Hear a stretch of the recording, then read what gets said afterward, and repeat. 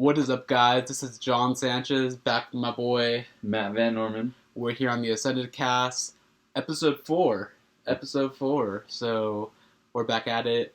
Today, we're going to be talking about a very interesting topic. It's about maintaining body health and also mental health. So, we're going to just take some time to reflect on some of the experiences we've had just with training, with life, with work, and just kind of how to adapt to those in part to your physical health, but also mental health. So, I'm ready for it, Matt.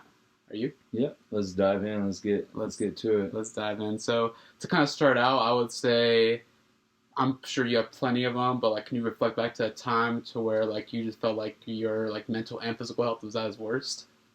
At my worst? Yeah. Or right, you were just going and you kind of just felt like you weren't in a good spot or a good place to just like perform or like make clear decisions. So like pretty much I just like overfilled my cup. Pretty much. Like, basically. Where I was overfilling and my cup wasn't fucking, wasn't handling it. So I would say, pretty recently, honestly, because when everything shut down, COVID was when I fucking dove the deepest into studies because I lost 20 pounds. Yeah. The very beginning, like the first 3 months, because I did nothing but study. Like, I was getting so caught up in so many different areas that because I was trying to get myself to a specific point that I wasn't understanding that me doing that was overdoing it to the sense of I wasn't even able to fully be present and actually grasp a lot of the concepts. So it's like I'm getting it, but I'm not, because I'm not stopping and going, hey, okay, now I need to apply. You're basically trying to force everything in, Yeah. and like I'm gonna figure it out, but then you're not getting like you're letting like details are sliding by, like little things are kind of sliding by, and I get that 100%. Yeah, so it's like you got to give yourself those moments, those times where you're gonna take a break, revitalize, re-energize yourself by reflecting and giving yourself some love. Like if you keep going, it's not a bad thing until it no longer serves you, in the sense of you're not allowing yourself to actually be present and grounded. Yeah, I like that. And I think back to that for me, probably just like my whole experience at Cal State. That's kind of where I was at. It was just kind of go. Like the goal was like get my degree. Like once I get my degree, like that's where life will start happening. Once life will pop in. I just got to keep like basically working, keep going to school, keep studying. Fitness wise, just trying to maintain the work as the best I can, do the best I can from there. Mm. And reflecting back on that now, I was probably in the worst shape I've ever been. Like I may have looked like I was in decent shape, but mentally wise and physically wise, like I was just drained. Like I was lacking at a lot of things. I think I developed a lot of bad habits while I was there, and so to reflect back on it now, like I've been talking a lot about this with my clients, but like I remember there was a day where I would get up at like 4 a.m. and then go work at LA Fitness for 4 or 5 hours, and then go to class after, then work out, maybe take like an hour, 2-hour nap, go back to work at 8, close at midnight at Cal State, get home at like 1 or 2 o'clock. And then in my mind, this is the funniest thing, is I set myself up for a goal that I need to do yoga every week. Mm-hmm. And so my dumbass self decided that, okay, I'm going to do yoga at 7 o'clock on Tuesday morning. So for me, it was like, I was literally getting home at 1, 2 o'clock in the morning from a freaking almost waking up at 4 o'clock to then going and waking up at 6 to go to a freaking damn yoga class that probably, looking back, I know was benefiting me because my body was just so exhausted. Yeah. But like, there's just like the mental drain of the mental side of it was just like I need to keep doing all these things. Like I need to try to find a way to supplement my life. Mm-hmm. And so for me now looking back at that was just really bad. Like I get like you do what you have to do. Like I was young, I was able to do it. I was in school doing what I have to do. But like I can go back and reflect on it now and be like, there's probably a lot better things I could have been doing as far as sleep, as far as taking care of my body. Mm-hmm. That's also where growth comes in. Yeah. It's like you can't grow until you get uncomfortable. You know. Exactly. What I mean? Exactly. Like I said, I don't regret that because I needed that, because now I know that that's not optimal for where I'm at now. Like, I hate to say it, but like a lot of people are like, oh, well, I used to do that before, so I can do it again anyways. That doesn't mean you should do it. Like, yeah, you did Yeah. it before, but like doesn't mean you should keep doing it. So for me now, it's like I know like when I get close to that kind of grind where it's like, okay, no, I need to prioritize sleep. So if I'm gonna be getting up at 4 o'clock in the morning, I need to set time away during my day to where if it means me not working out that day, then fine. So be it. I need to take 2 or 3 hours to get that sleep needed to make sure that I'm functioning optimal. Because now, and then as I'm as a personal trainer, I have to be very attentive. Yeah. If I'm kind of going half-assed in the session to where I'm not paying attention to my client, I'm not communicating, I'm not talking, now I'm devaluing that person's time Yeah. for what they're paying for. And so for me, And it's funny that because like, sorry to interject, but it's funny what I thought came to my head was, we get this mindset of, if we're not doing all this and then we go and then we try and serve our clients, at the end of the day, it's not about us, right? It's about the clients, but we get caught up in this backward psychological like mindset of like, I have to do. But now if you don't give yourself the time to stop, reflect, and give yourself energy, you can't serve your client. exactly. So you're not doing them justice, like you just said. So it's like, if you're truly, it's not even about yourself, then, you have to take the time because people think it's selfish or it's like one of those things where like, I'm just focusing on myself. Like, they feel like guilt or shame in the sense of not doing anything. Mm-hmm. So that's where you just stop. You're not able to serve your clients as much. And I look at it as kind of like it's an investment in yourself. So yes, like how you just said, like I'm doing it to serve the purpose for my clients. Yeah. But also, it's like serving a person myself. I want to go in and be able to serve my clients and give them a good experience. Why? Because naturally, if I do that, they're going to feel good about it, which is going to make me feel good about it. Like, I'm not going to feel like I'm bullshitting them or half-assing them. Or even this, I'm not even going to be questioning if I'm doing a good job. Like, right there at the insecurity, I think in any field you work in, is like, oh, am I good at this? Or am I doing a good job? Or what am I doing? So if I'm giving them a good service, I'm interacting with them, like they're enjoying what they tell me, like, oh, like, I look forward to this. Then I know what I'm doing, taking care of myself, bringing good energy to them, making sure that I'm actually paying attention to what I'm doing. Then that's not benefiting me because then I'm going to get that feeling of gratification because I know I'm doing a good job. I'm serving my purpose versus giving them a half-ass effort and knowing like, okay, I need to do better. Like I need to do this and do that.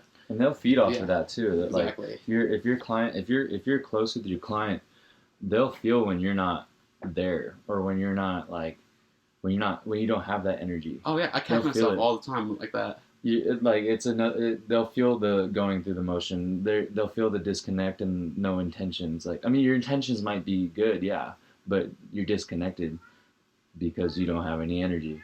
Yeah, no, I catch myself all the time where like if I like notice like I'm spending a little bit too much time on my phone, or if I'm kind of just like not saying anything, or I'm kind of being enough, it's like okay, let's get back into this sort of conversation about something. Yeah. Because right away, like part of the service is making sure that you're checking in with your client. Hey, like how are you feeling? Or hey, how'd this feel? Or hey, if not last session, did you notice anything different about how this felt or that felt?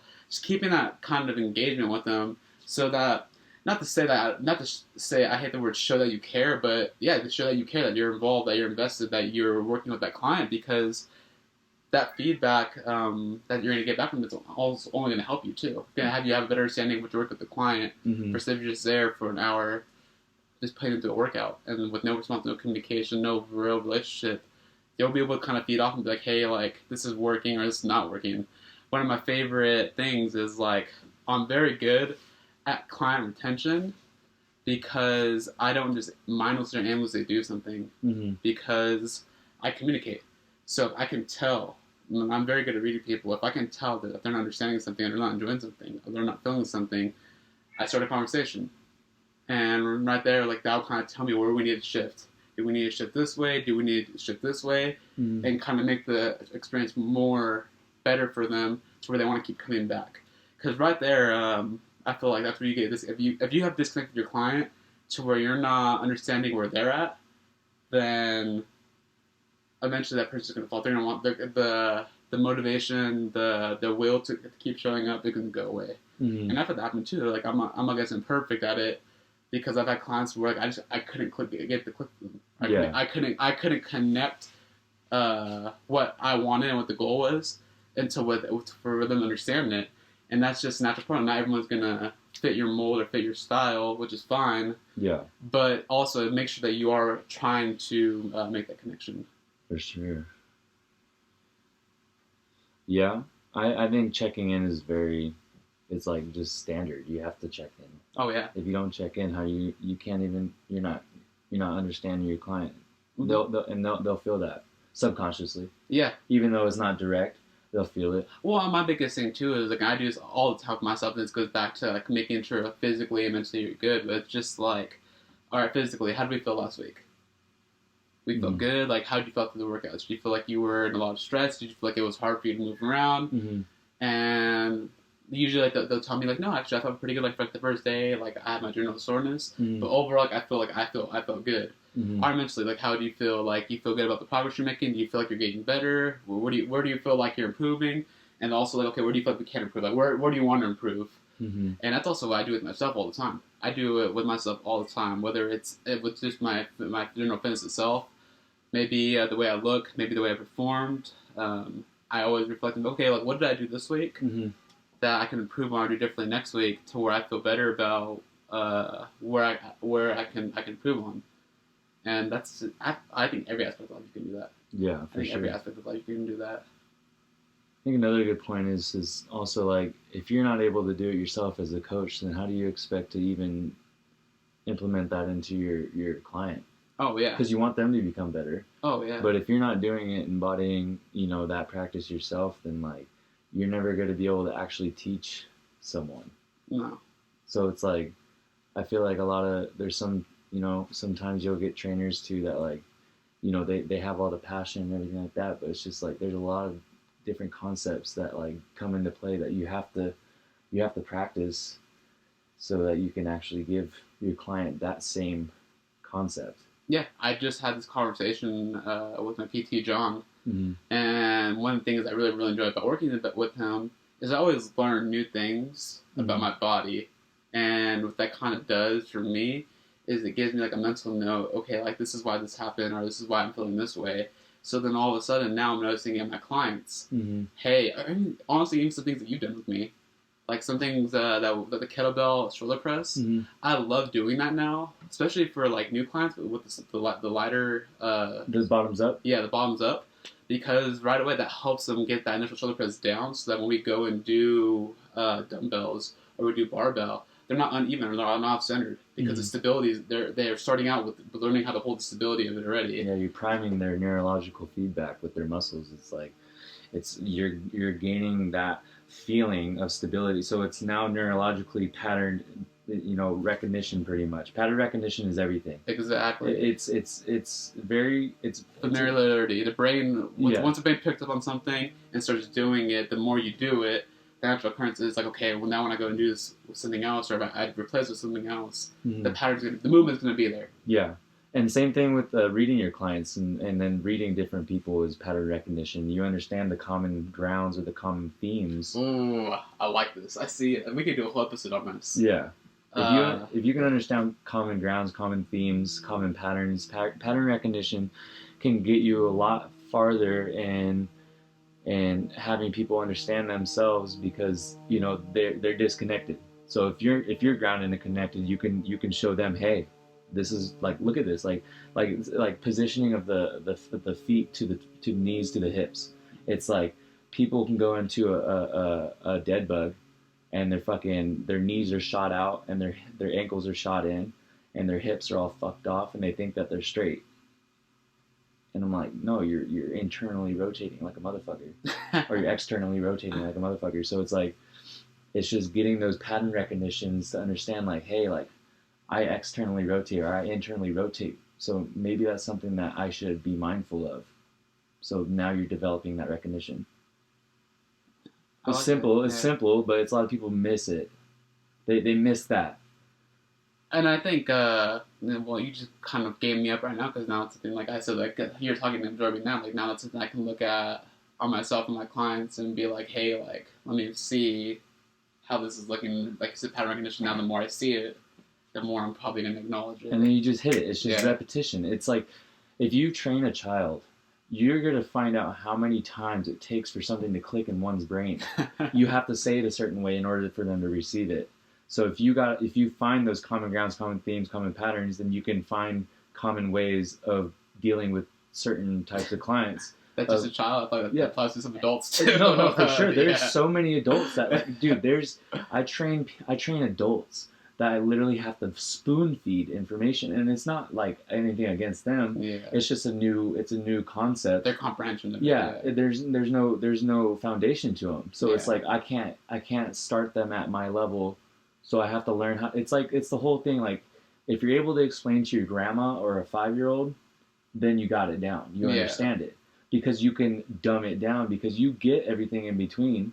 And that's, I have a really tough time with communication and deliverance, because everything's going in my brain and I fucking know I know it, but my deliverance sometimes gets caught up because I know I have to reel it back in.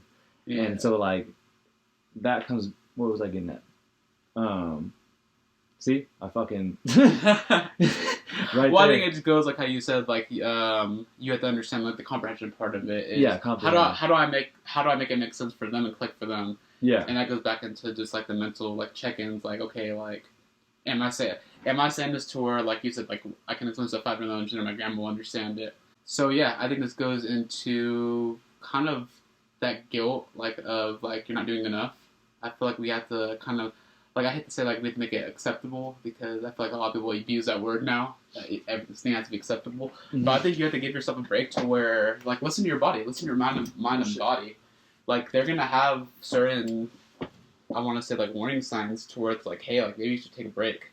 Mm-hmm. Or, hey, maybe it's time to change this up or do something differently.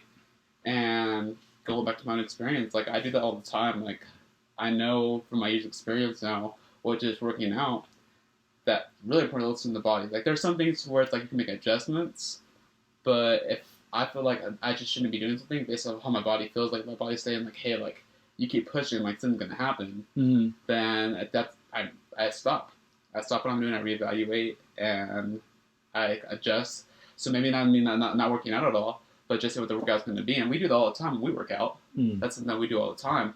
Or sometimes I might be listening to my body and saying, like, hey, do I really need to work out today? I got 5 good hours of sleep, and I've been up since freaking 5. It's 8 o'clock. Like, do I really need to go and force a workout right now? Yeah. It's probably not going to be that great. It's not really going to benefit me. The whole check your ego at the door, the whole, like, I mean, you have to check in with yourself and modify. It's like, it's okay to modify. I still got a juicy ass leg day the other day, and I wanted to hit front squats, but my lower back wasn't feeling it. And so I was like, all right, I'm going to go change it up to a different movement and still hit the same muscle group, or fucking, just completely change it up. Maybe my body's not wanting it that day, but I still got a fucking sick ass workout. You still had you made progressions. Your body got worked. Yeah, I know. I for sure could have squatted what I wanted to squat, but my lower back would have been hurting. Yeah. And so, I left I was like, okay, I'm gonna check in with myself. Do I really need this? No, I'm gonna go do this. Like, I love how you just did that too. Because that applies right there into so many things in life too. Yeah. Check with yourself. Do I really need this? No, it's I can go create the same results from a different avenue. Like, it's like I just, okay, well, I'll front squat another day. Yeah. There's another day. Exactly. Like, I mean, you're not always guaranteed another day, but if you give yourself permission to do that and give yourself the time, then you're gonna feel that much better about yourself, and you're giving yourself empowerment. You're reclaiming your power by making the decisions, not by what is right, what your choice is, rather than what you think is right. Like, there's a difference. You might think something is right, but it's not right. Yeah. It's like your ego. Mm-hmm. You're doing something just to do it. You're not doing it. You're not being mindful. Yeah, not being mindful. You're not being calculated about it. Did you really think it through?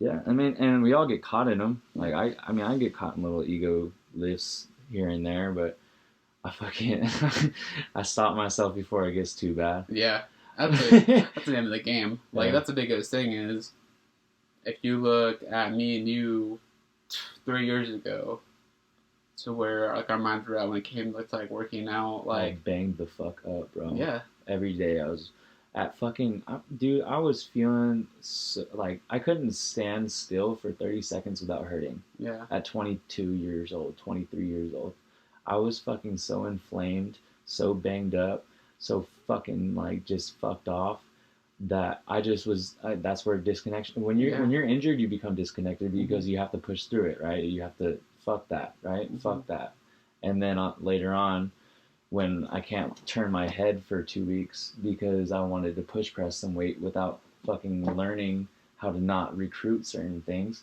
Like, it's like my ego was just constantly fucking coming, kicking the fucking door down. And then now, like, dude, I could do shit now with confidence that I honestly never thought I'd have confidence like that. And just by checking in with myself. Oh, yeah. Because it gives me power. It gives me power. It makes me feel fucking powerful that I can make it. I make the choice. Yeah. Instead of it being, and I kind of I like to dive into this, but you also got to be mindful of what's around you and your surroundings, good and bad. Because there will be good things around you, but then there will also be bad things around you. And sometimes the bad things are the things that everyone else is doing. Or the easy thing to do. Easy. That's the biggest word. Is it's fucking easy. Yeah. It's hard to fucking stop. Yeah. And slow down because you're so geared towards what everyone else is doing. Well, you kind of like it goes to you kind of compare yourself to what everyone else is doing, and you compare yourself to this person, that person, and you're like, oh, well, they're doing this, and look what they're doing. Like, I have to do it, and that's one thing I'm really happy about. What I kind of overcame in this past. I won't even say like 5-6 months is like my fucking process is my process. So that's what makes it unique. That's what makes me stick out differently. Like if I want to go and do exactly what this guy's doing, or go and sell exactly what this guy sells, or do like that, then cool. All I'm gonna be is I'm gonna be living out someone else's purpose. I'm gonna be doing someone else's business. Yeah. And so for me now, it's just like I don't think I have it perfectly aligned. But I think I'm much more in alignment with what I want to do as a person and where I'm at, and in that direction, to where I can, like you said, do it confidently. To where 2 or 3 years ago, I didn't have that confidence to go do these things on my own, or say this on my own, or want to like even think about doing this. So because you gave yourself that power, that permission to be yourself. Because ain't nobody else paying your fucking bills. No one's paying my bills. No one else is doing the work for me. Yeah. No one's doing the work for you. Yeah, that's fucking facts. But one thing I will say though is, don't undermine this as like something like, oh, you like take less days off. Hold yourself accountable. I'll say this: hold yourself like when you're checking with yourself. Don't just be like, oh, well, yeah, I don't feel good today, so yeah, I'm not gonna do that. I'm checking on myself. I think you have to be realistic with yourself. You can still, you're still productive when you're doing exactly. No, like I said, like I don't want to get like I don't want to, the idea of people is like, oh, like like I'm gonna take a whole week off. And or I'm gonna take like I'm gonna like I don't feel good or my body doesn't feel good, so I'm gonna go drink the whole weekend and just party. Yeah, it's like no, like when I say you. Well, sometimes you do need those. Like, I'm not saying in the sense of like you need the drinking. You need the repercussions. Yeah. To understand that. That's not what you need, and that because I could say that from experiences. I used to be a huge partier. I stopped partying for a fucking long time. I got myself fucking mind, body, and spirit in like just fucking in check.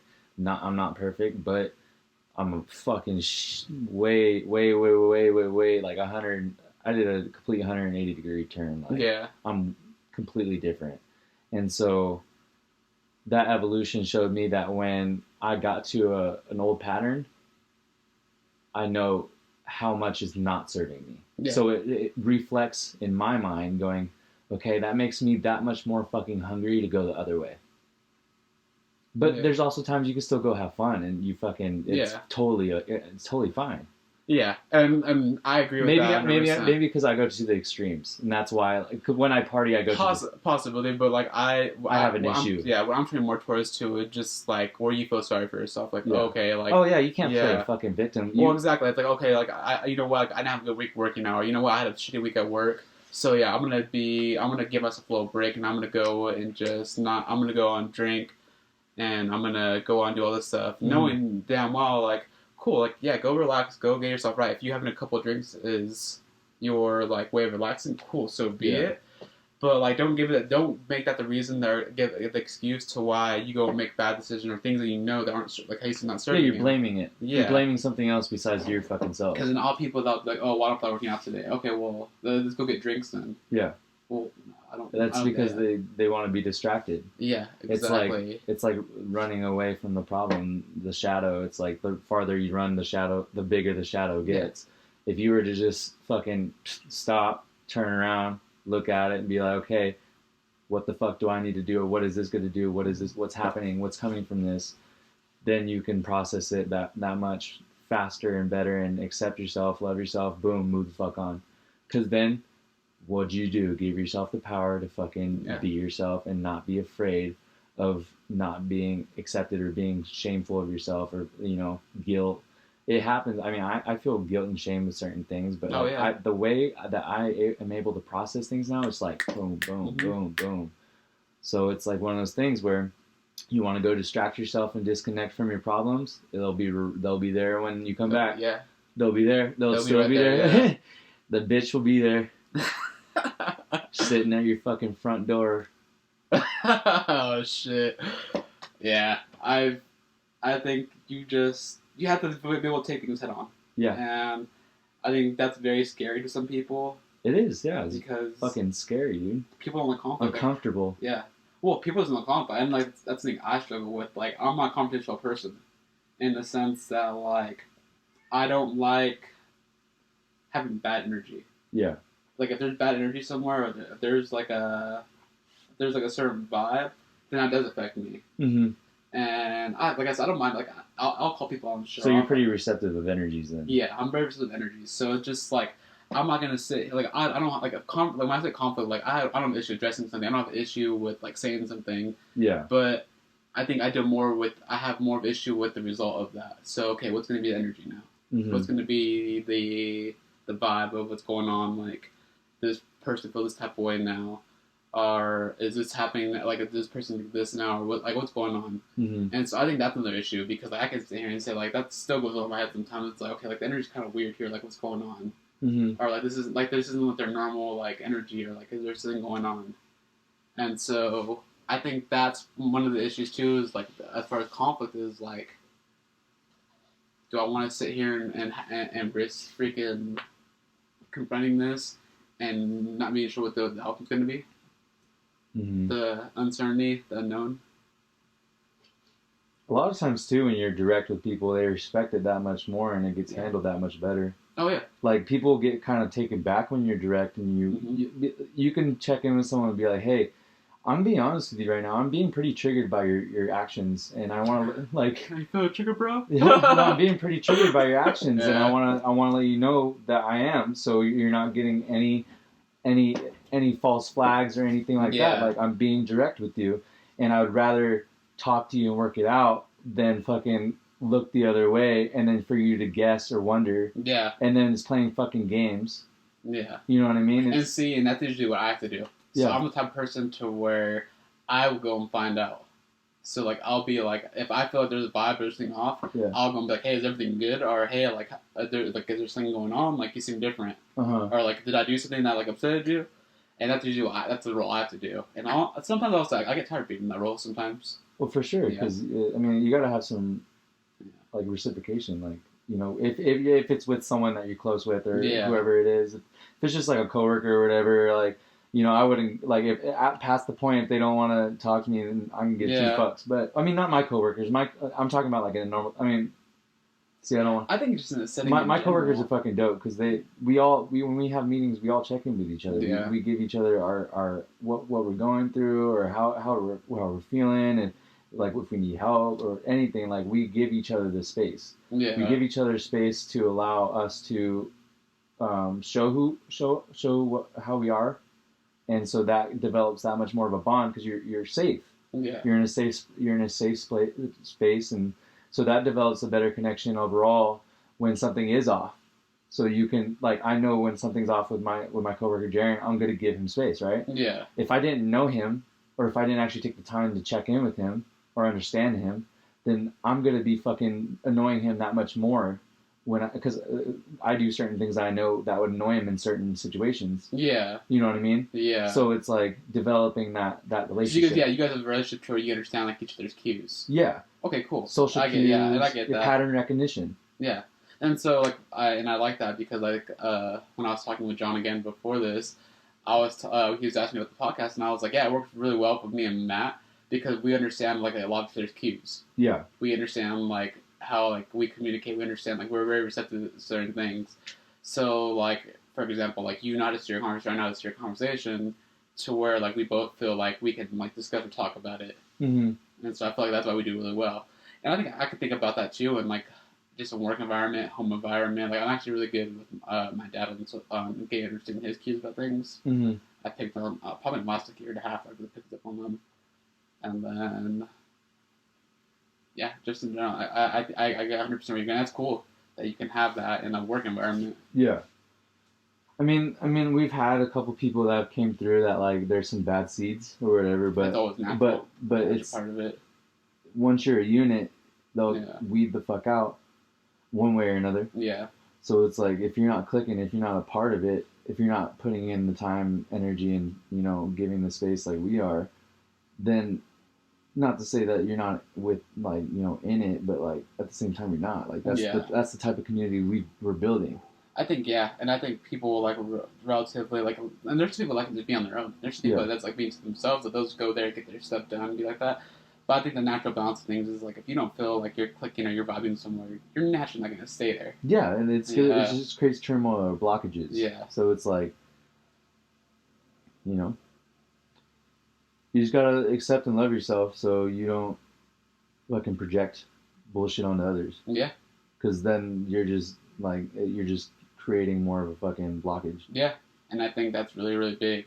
I like that because that's one thing that I feel like a lot of people try to do. And when I say project, I think they try to shift the way they feel about it and get other people to do the same thing. Well, it's what they think that they're thinking about them. Yeah. So it's like, it would be like sitting here like, John thinks my fucking hair looks stupid right now. And you look at me a certain way, and I'm like, what, you think my fucking hair looks stupid?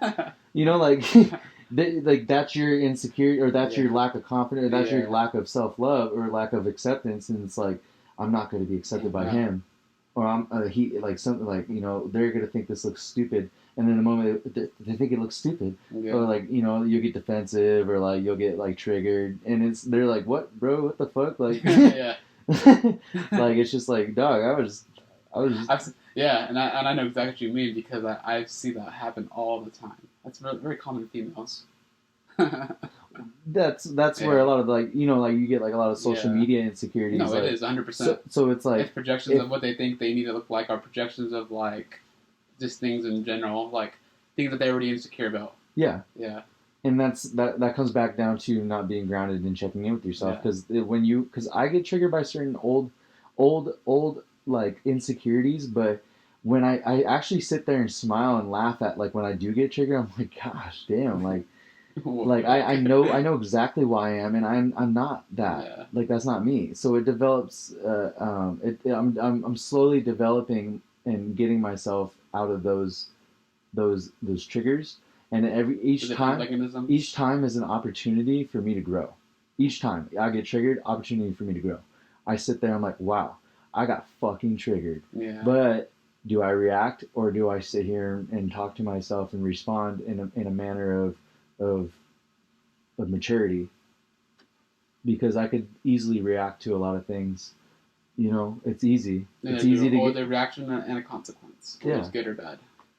So, if you have insecurities, then just check in with them and ask yourself why, and then tell yourself that's not you. I like that. Yeah. Get more involved. Get more we say this, grounded with yourself. Mm-hmm. Get more comfortable with who you are. Like you know who you are. So don't let what other people think or assume. Yeah. Change that perception of what you think of yourself. Yeah, you have to be unique. Yeah. You have to be unique. Mm-hmm. Because we're all unique. We're all individuals.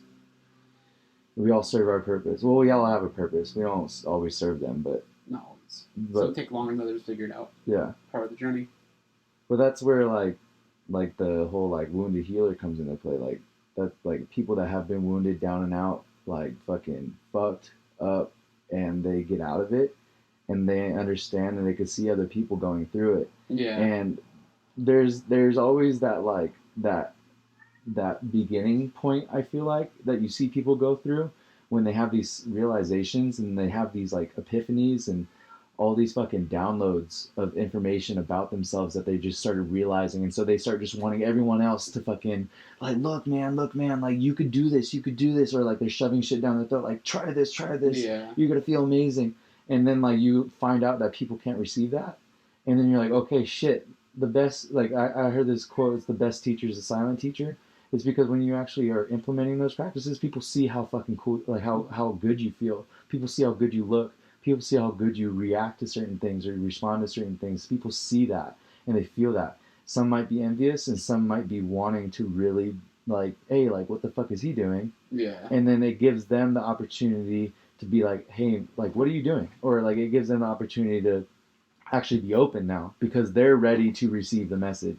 Yeah. If you're just shoving shit down people's throat, they're either gonna take it like, oh, you're trying to change me, or like trying to sell. Yeah, you're trying, something. You're trying to, or it could even be a codependent thing where like, you know, people are just trying to, you know, change them so they stress them out less, like because like they know that like they're not. They project that the change they want, but then they're not willing to do it on someone else.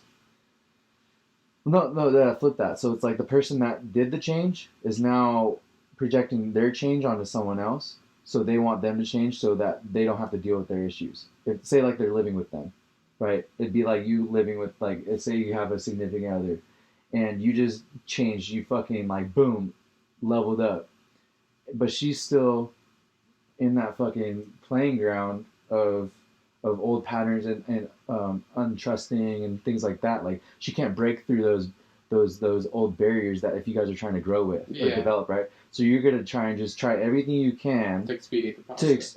To expedite the process, but you're only further hindering it because she's gonna take that as a what the fuck, like it, like subconsciously people don't receive that shit like that, and they think that like, oh, like they might think like, oh, like you think you're better than me, or like you think I haven't done the work, you think I'm not trying, and it's like when you're trying to do that, you really think that they're not trying. Yeah. So it's like, no, I'm just trying to help you, but I really think you're not trying. See how fuck it's like it's like your intentions are good, but you're just subconsciously fucking going like, hey, you could try harder. Yeah. Like what the fuck are you doing? Like I'm here, you're here. So that causes a lot of issues in relationships. Like when one level is up and the other doesn't, and it's like this one that leveled up, if you truly are leveling up, you can now, like, if you want to or you choose to, hold space, you know, until it becomes to where, like, you know dead set that they're not going to fucking change. Yeah. I mean, then you could set the boundary. You don't have to choose to be in that relationship because it's only going to keep you down. You ain't gonna level up anymore. And I think it goes back to the glass freaking half empty. As long as your glass isn't half empty toward now. Or half full. Yeah. So as long as your glass isn't, as long as you're still able to fill your glass and be good, then I don't think it should be an issue. But when you become part toward now, it's draining, and like you said, you don't really see a change happening. You think that they are who they are. Then I think that's what you said. But I think as long as you're able to still fill your glass, you can keep on filling up their glass a little bit. As long as if you have something to give, for sure. Like I think like if you're able to still fill up your glass, like and like you're able to give, then like you can do that. Help them get along. But if your glass is about to fill over, you better know how to protect yourself and still let them understand, give them the message to understand that, hey, like I need to make sure I'm good before I can give you anything, before I can give you me, like I just give me a bit, and like you're strong, you're healthy, you know, you're good, you got love and support, just not right now. Like I can't give you that right now. So it's like reaffirming but not giving. I mean, that's a tough one. It is. Because like I've had to do that with my mom so much. Like she wants me to just, like, she emotionally dumps. And she didn't realize it, but it's because I know we have a really close relationship, so she feels safe and comfortable to do that.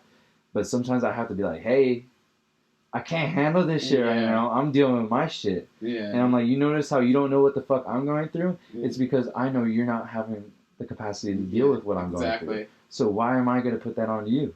Yeah. I got to deal with it within myself so I can give you some love. Yeah. But it's like, you know, it's a game. It's just a balancing game. A good little game of teetering and tottering. Mm-hmm. Makes sense. All right, well, we're about the 40-minute mark, so I feel like we should probably get back more to the physical side of things. Oh yeah. Kind of round off this one, the physical side of things. So I think let's think about it. God damn this kitty. Always want to interrupt when we're podcasting. But thinking back about it, just thinking about time. I'm pretty sure like when you were probably competing, you was probably in a lot of stress. You weren't giving yourself any time off just because that was the standard. Like you had to work out every day. Oh, dude, I would go to bed. There was times where I would lay in bed and start crying because I was so exhausted that like I knew I had to be up in 3 hours. To go work out? Yeah. To go do cardio? Yeah. Yeah. Like I was like, I have to be up in 3 hours, and I don't know how the fuck I'm gonna do this, but I fucking did. Yeah. And that's probably why I came in watery. No, it's not probably. I know why exactly why I came in watery. I'm gonna fucking give myself props. Like I came in fucking lean, like no, you did. dry, like. But like the moments leading up to it, like the whole peak week or the night before, fucked it all off. Yeah. Fucked it all off. The most important time. Yeah. Fucked it all off. And so like, I didn't fuck it off on purpose. I was just going off of. I was going off of others because I was 19, so it's like. I did a lot of my own research, and like I picked a lot of brains, and I used kind of all together. Yeah, I used what discernment I had at the moment, and I was like, I'm not really gonna listen to that. That sounds pretty fucking stupid. Like, sounds really fucking extreme. Like I don't need, but I did do other extreme shit that was stupid too. So it's like, that's like, I didn't need to be up at 3:30 in the morning to fucking go hit cardio, like 45 minutes of stairs. Before I even eat anything, fucking inject myself with some SARMs, baby. Like CJC with Dak, and I think it was like TB 500 or shit. I don't know. Damn, yeah. I did that before I did stairs. So I would hit fasted stairs, and then I would fucking throw down a shake, and then fucking see what's up with the client, and then I would go to school, come back, fucking eat, work out, hit more clients. And then do posing late as fuck at night because when there's like nobody really in there, so I would go into the big mirrors in the mirror room, and I would just pose for like an hour, and that's like almost a workout in itself, like just because I'm constantly just sitting there fucking flexing and blowing out all my fucking air, and then like, so I was stressing the fuck out of my body, and I mean I was feeding it. A lot of calories, nutrients wise. I look back on it now. I know why I was I felt the way I felt, and every night I went to bed bloated as fuck. But I would wake up and get lean as fuck by midday or whatever. Like my body was just like I saw patterns I recognize patterns now what my body was going through then. That like no wonder why I was so fucking angry, fatigued, fucking like bloated, like felt like dog shit. But I looked fucking amazing, right? Yeah. Like in the game bodybuilding. But no, there's definitely ways that you could not be feeling like that and come in looking juicy. I mean, I'm not even fucking trying half as hard as I could, and I'm staying sub 10 on fucking body fat. Yeah. I'm fucking my muscle bellies are like they're filling back up like because I'm eating a lot more carbs now. Like I'm fucking I changed things up and. It just completely allows me to be that much more relaxed about, like, I don't worry about how I look now because I know my body's gonna follow. Yeah. My body will literally follow with because everything I put into it is information, and if I don't give it good information, it's not gonna be able to read it and process and digest it. It's gonna do what it has to do, and that's survive. Yeah. And we're very resilient and adaptable. So if we just you can look fucking dope, but like look at how many people are fucked up after doing some shit like that. And I think there is a really big difference. There is a better way to approach it than a lot of these like extremes and old. I think you'll probably see that natural progression. Like I'm sure like there's a lot more people like that are actually like that are like getting information. They're going to be a lot more smarter. I think freaking Courtney is probably a great example of that. She's thinking about King. Oh yeah. Yeah, she like went like she what I think like 3 years ago was Miss Olympia. She was all about she's all about rebuilding her fucking Yeah. gut her gut health because she got fucked up Yeah. like hormonal wise. That's another thing I'm specializing into is thyroid and metabolism health. And the more I learn about that, I'm just sitting here like, what the fuck are we being fed, bro? Yeah. We're being fed such bullshit with so many things. And it's a lot of times it's because a lot of supplement, like the big supplement companies or like big research tech and stuff, they pay off the fucking scientists. Yeah. They pay off the researchers. Oh, yeah. Like 99% of the fucking medical research out there is, I'm gonna say, is fucking bullshit. Yeah, bought and paid. It's bought and paid. They're very manipulated. They leave out information. They choose what the fuck they want to put out, and just because they're scientists, we believe it. Yeah.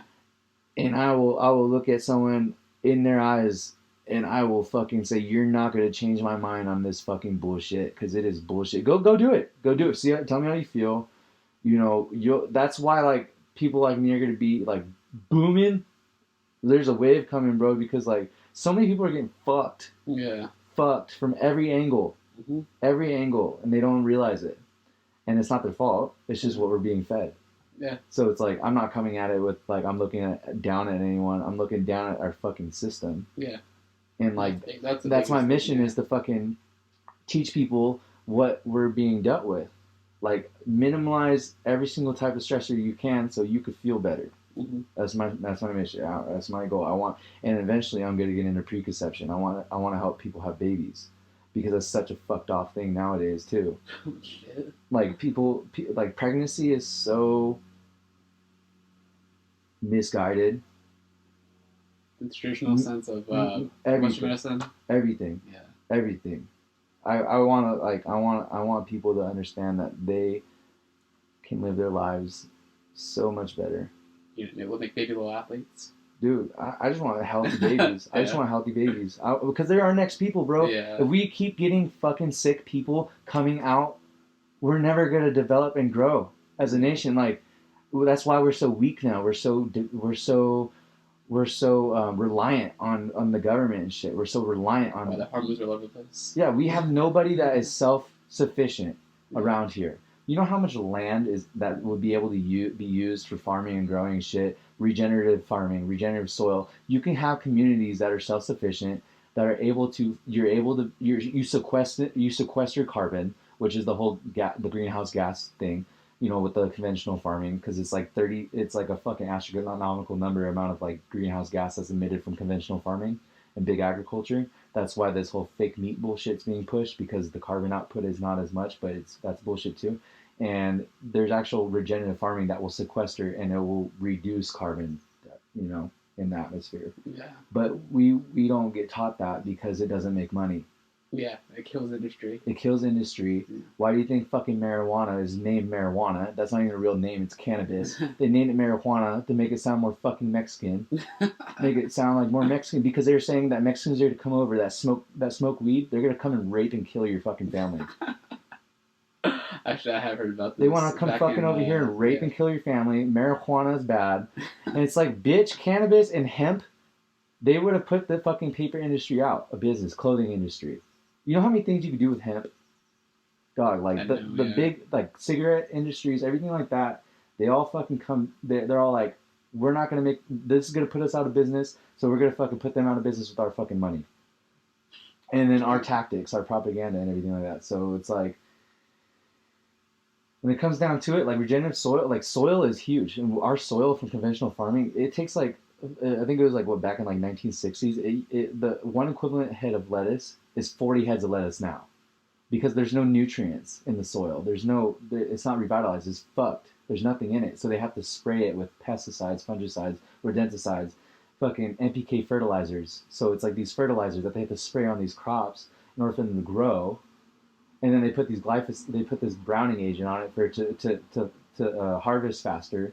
And then they're just tilling the soil. They don't regenerate it. And this whole vegan shit where, you know, big agriculture, they're killing the fuck out of animals while they're doing that. Still, they're destroying fucking animals' lands and everything like that. So it's like, that's a whole misconception. Yeah. You know, that like, there's so many misconceptions that are being fed to us that like that's why it's my job to come in and fucking like help open people's eyes. Yeah. Whoever's wanting to receive it. That sounds good. That's a lot of information. Yes. I just processed a lot of information, guys. So that's why I was really, really quiet. I just absorbed a lot of information. A little Randy rant. Yeah. No, but man, good stuff. That's really, really good stuff. I think it's because I came out of my high. That might be it. My fucking mind was like... This fool was just like, oh, they want to talk about the marijuana, huh? Yeah, bro, fuck. They just demonize it. They demonize it to I thought a lot capitalize. of things. I thought they demonize a lot of things. Yeah, that's what... Like... They steal ideas and then make it their own. Randy's. Just Yeah. like Randy's.